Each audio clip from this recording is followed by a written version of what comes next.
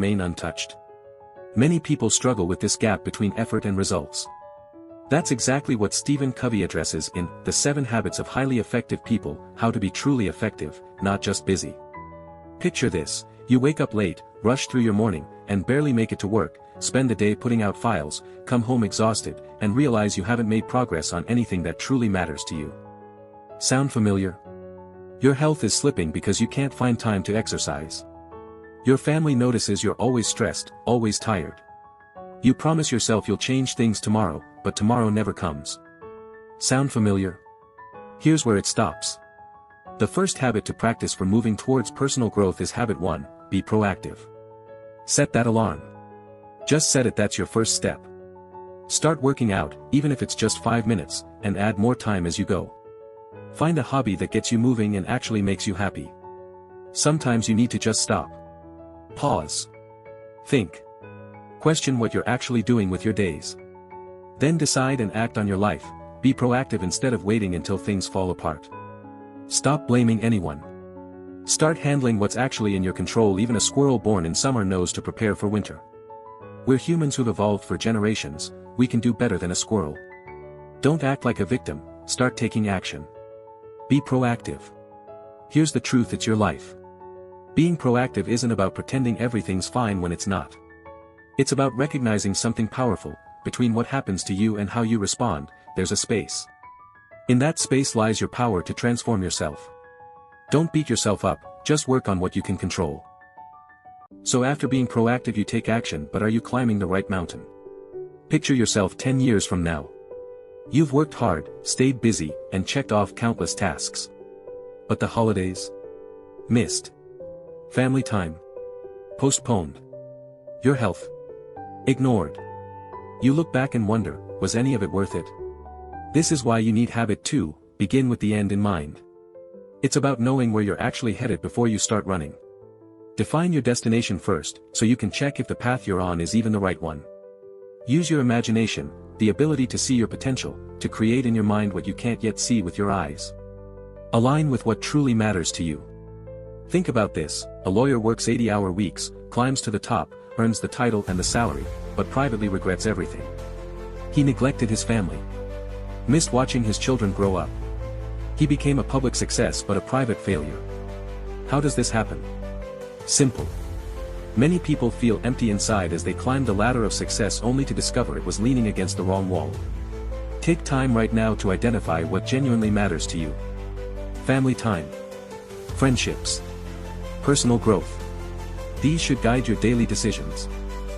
Ask yourself, what do I want my life to stand for? We're all unique. We all have different visions. We all need to decide what's at the center of our life: family, money, work, spouse, possessions, pleasure, friends, religion, or yourself. What do you want to be remembered for? What's your vision? What actions should you take toward the life you actually want?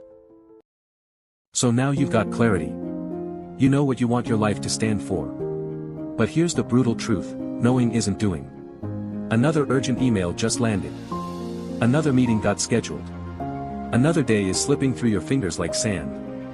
Your biggest dreams still trapped in that notebook while you drown in the urgent. This is habit 3, put first things first, the wake-up call you need. We all get 24 hours. Same amount. So what do effective people do differently? They manage themselves. They work according to their will, not their mood. They have the power to do something even when they don't want to do it. Life is chaos for everyone. Organize and execute around priorities. You need management, discipline, exercise, focus, to create an opportunity mindset. Set long-term goals. Plan what you actually want to achieve. Design your weekly schedule to organize your life, not just fill time. Adapt as needed. Spend a few minutes reviewing your schedule. Focus on your daily plan, the order of activities that matter. Your planning tool is your servant, never your master. Keep changing it as needed and prefer making it portable. Here's what separates winners from the busy, distinguishing urgent from important. A fire breaks out. That needs immediate attention. Server down. Handle it now. But that random call, pointless text, Instagram scrolling, those just consume your time, distract you, and steal your focus.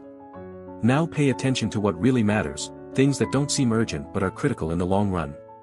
Relationships. Health. Skill building. These can wait, right? Wrong. They're basic necessities for your personal growth. Ignore them and you'll regret it. Learn to say no to non-essential things and yes to the not urgent but important stuff. Decide your priorities right now. Still failing? Then you either failed to prioritize, failed to organize, or lacked discipline. Pick one and fix it. Become your own manager. This is your journey to private victory. You've mastered yourself. You're proactive, you know your direction, and executing on priorities. That's your foundation. Here's what most people miss: life isn't lived alone. The moment you step from independence to interdependence, you step into a leadership role. Habit 4, think win-win. This is your first step toward public victory. Imagine a mom is explaining her kid's behavior to his teacher in a parents-teacher meeting. Teachers starts comparing two siblings, which is mostly discouraging. Sometimes it's better to drop the "somebody's win means somebody have to lose" mentality that if the teachers, parents should seek to understand and find solutions that may benefit both the children. Or just think about a manager acting like a boss who always create win-lose for employee. On the other hand, one who acts like a leader. He seeks mutual benefit in every interaction. Who do you think will grow more? The one with win-win attitude. You need to be in harmony with your innermost values to think win-win. Sure, competition can be good sometimes. Now, some situations are naturally competitive, like games where one wins and one loses. The best choice depends on reality. For strong interpersonal relationships, focus on 3 things: mutual learning, mutual influence, mutual benefit. If somebody gets something, that doesn't mean there's nothing left for you. Stop thinking like resources are scarce. There's enough for everyone to win.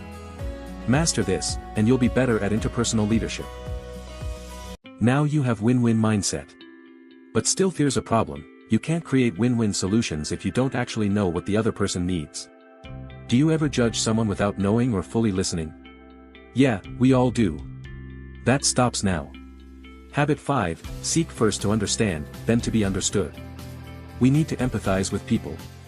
We all have different lifestyles, different problems. Everything doesn't work the same for everybody. The circumstances are different. Advice that's right for someone may not be cool for another person. Being empathetic means trying to understand someone with an intent to fully listen, then reply. Not listening to respond. Listening to understand. Let's see this with a story. A man and woman are in a complex situation. The woman thinks the man is not trying enough even when she is trying her best. The man thinks the same, that he may be bitten by a spider, but she is not trying hard enough. See what's happening? Both are stuck in their own heads. Both convinced they're right. When you visit a doctor, he listens, understands, then prescribes. He can't give you the correct medicine before diagnosing. Imagine walking in and he just hands you pills without asking a single question. You'd walk right out.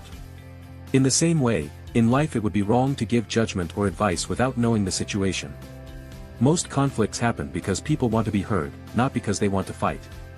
Give someone the gift of being truly understood, and watch what happens. Listen first. Understand deeply. Then speak. You understand people and go for beneficial solutions.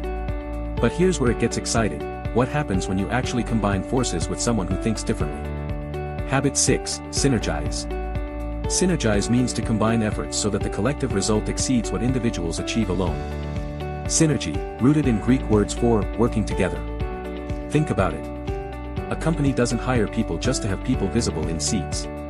They hire because collectively, a team achieves what no individual could alone. That's synergy in action. Everyone thinks differently, has a different working style, and brainstorming bring out something that a single individual can't. In management, synergizing boosts efficiency through mergers, team projects, or resource sharing. It improves operations and opens up opportunities. Teaching is the perfect example. It requires collaboration from both, teacher and students working together. When a flower blooms, it's not the plant alone creating that beauty. It's the soil, the water, the sun, and countless unseen forces all synergizing together to bring life. That's nature showing us how collaboration creates miracles. Forces working together create something neither could create alone. Different perspectives aren't threats, they're opportunities. Someone who disagrees with you isn't your enemy, they're a chance to create something better than either of you imagined. That's synergy. That's where real breakthroughs happen. Finally, when you're managing yourself, leading others, creating synergy, you're unstoppable. But here's the thing nobody tells you, even the best machine breaks down without maintenance. Habit 7, sharpen the saw. This is about renewal. You're taking care of everything. But somehow you forgot to take care of yourself. For proper functioning, machines need rest and oiling. So do your body and mind. A daily 15-minute walk makes you feel fresh for the day. Reading a few pages clears your mind and soul. Don't brag about not sleeping. Human body need an adequate amount of sleep too. Meditating, spending time with nature, reading books, learning new skills or listening to music, playing, doing puzzles all take care of your mind and keep it calm. Practicing yoga keeping you soul happy. Performing metabolic activities keep your body and heart healthy. Spending time with family, friends, practicing gratitude. Taking a vacation, these all renew you. Without renewal, everything falls apart. You can't be proactive when you're exhausted. You can't think win-win when you're burned out. You can't understand others when you haven't taken care of yourself. Sharpen the saw. It's not selfish, it's essential. Keep yourself effective so you can keep all 7 habits alive.